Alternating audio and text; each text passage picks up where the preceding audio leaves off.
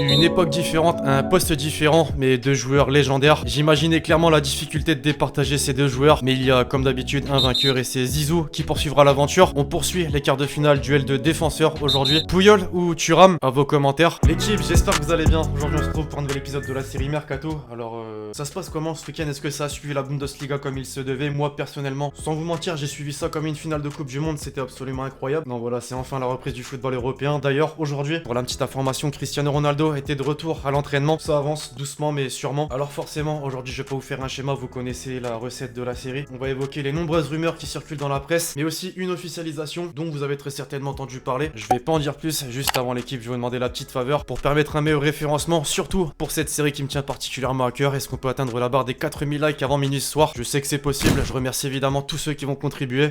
On entre dans le vif du sujet, désormais l'équipe, et on commence en France du côté de l'Olympique de Marseille. La semaine dernière, un véritable coup de tonnerre s'est abattu sur la Côte d'Azur, puisqu'Andoni Zubizarreta a quitté son poste de directeur sportif, entraînant dans la foulée de nombreuses incertitudes, et notamment sur l'avenir d'André Villas-Boas, qui s'est toujours dit lié à l'avenir de son ami. En janvier dernier, il disait encore, je cite, je suis venu ici 1 pour la grandeur du club, 2 pour Andoni. J'ai déjà dit que mon futur est intimement lié au sien, malgré les récentes bonnes nouvelles et la qualification en Ligue des Champions donc. L'OM est en crise, Villas-Boas est sur le départ, par conséquent Jean-Jacques-Henri Hérault est en quête d'un remplaçant pour le banc de touche. Depuis jeudi dernier, en tout cas les informations vont dans ce sens, puisque plusieurs noms ont déjà été évoqués. On a eu celui de Christophe Galtier, l'entraîneur du LOSC, il a nié tout contact. Léo Jardim, libre de tout contrat, son entourage se montrerait plutôt pessimiste. Hervé Renard, dont le nom revenait avec insistance dans la cité phocéenne. Et enfin, le plus récent, selon Fox Sport, Gabriel Heinze est revenu sur le devant de la scène. L'ancien défenseur du club avait déjà été approché l'été dernier, mais était sous contrat avec la formation argentine de Vélez Sarsfield. Mais Marseillais, vous étiez plutôt enchanté d'ailleurs à l'idée de le retrouver, mais c'est Villas-Boas qui avait été choisi. Selon le média argentin donc, l'OM va revenir à la charge pour essayer de récupérer le champion de France 2010. Reste à connaître sa volonté. Du côté de la capitale, désormais le PSG est toujours à la recherche d'un, voire deux latérales droits, alors que Thomas Meunier va vraisemblablement quitter le club le 30 juin prochain. Tourelle va clairement avoir besoin de renforts dans ce secteur. Selon les informations du journal L'équipe, la cellule de recrutement a récemment pris des renseignements au sujet de Riedle Bakou, le jeune latéral droit international esport allemand de 22 ans, évoluant du côté de Mayence en Bundesliga. Très réputé pour sa vitesse, il a effectué sa 23e apparition de l'année ce week-end sur la pelouse de Cologne. Il possède encore 2 ans de contrat avec son club formateur, qui pourrait en revanche le laisser filer pour une somme comprise entre 5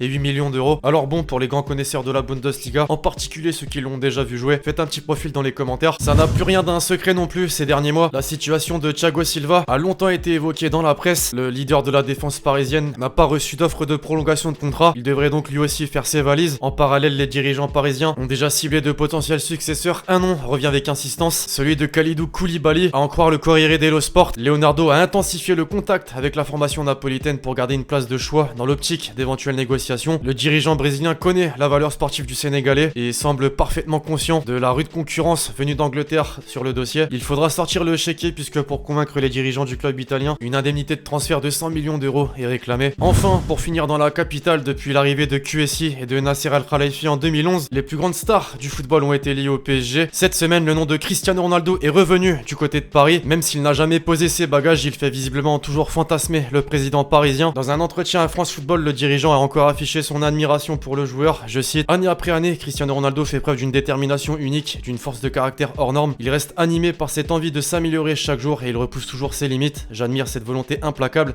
Il est un grand exemple pour tous les sportifs en devenir. Sait-on jamais, j'ai envie de dire. Et s'il était peut-être enfin séduit avec de telles déclarations. LOL. Sur le côté des départs, à présent, Edinson Cavani, libre en juin prochain, devrait bel et bien quitter la capitale. D'après Tuttosport, les dirigeants de l'Inter Milan, qui veulent absolument renforcer le secteur offensif cet été, auraient fait du buteur uruguayen une priorité. Jusqu'alors, aucun accord n'a été trouvé. D'après les médias italiens, le joueur se laisse le temps de la réflexion. Antonio Conte l'apprécie, c'est une évidence. Il sera en plus gratuit cet été. Maintenant, va falloir faire vite puisque l'Atlético Madrid était déjà sur le coup l'hiver dernier et devrait forcément retenter le coup. Du côté de Turin, désormais c'est le nom de Leandro Paredes qui est évoqué. D'après les informations de la Gazzetta dello Sport, la Juventus apprécierait grandement le profil du milieu de terrain argentin. Le quotidien explique que le principal avantage serait surtout économique puisqu'il accepterait un salaire inférieur à celui de Pjanic, lui qui gagne près de 7,5 millions d'euros net par an. Justement, on cite son nom, il est repris avec insistance ces derniers jours du côté de l'Espagne. Encore les informations du quotidien catalan Sport, Miralem Pjanic aurait trouvé un accord avec le Barça, mais pour faire baisser l'indemnité de transfert, le club blaugrana va proposer un joueur plus une somme d'argent dans l'opération, c'est Nelson Semedo qui devrait être utilisé après avoir rompu les négociations pour une éventuelle prolongation. Reste désormais un accord avec les dirigeants du club italien. En parallèle, justement, désormais les dirigeants du Barça s'agitent déjà en coulisses à l'approche du mercato estival et notamment pour trouver le digne successeur de Nelson Semedo, c'est Serginho Dest qui aurait les faveurs des Catalans. Selon Mondo Deportivo, le latéral droit américain de 19 ans évoluant à l'Ajax a une forte cote de popularité sur le marché des transferts. Il a été pleinement intégré cette saison en Eredivisie sous les ordres d'Erik ten Hag et a même été auréolé du titre de meilleur talent aux Pays-Bas au cours d'une saison où il a pris part à 35 matchs toutes compétitions confondues, dont 27 en tant que titulaire. Il est même déjà comparé à un certain Dani Alves. Affaire à suivre. Pour conclure, on s'y attendait et c'est désormais officiel. Paul-Georges Nteb, qui avait résilié en février son contrat avec Wolfsburg, s'est engagé mercredi avec Guingamp. À 27 ans, il se dit déterminé à retrouver un niveau athlétique en Ligue 1. Bref, voilà l'équipe, c'est tout pour l'épisode mercato du jour. J'espère vraiment que vous l'avez kiffé, je compte sur vous, c'est le cas, pour lâcher le gros pouce bleu. Donnez-moi votre avis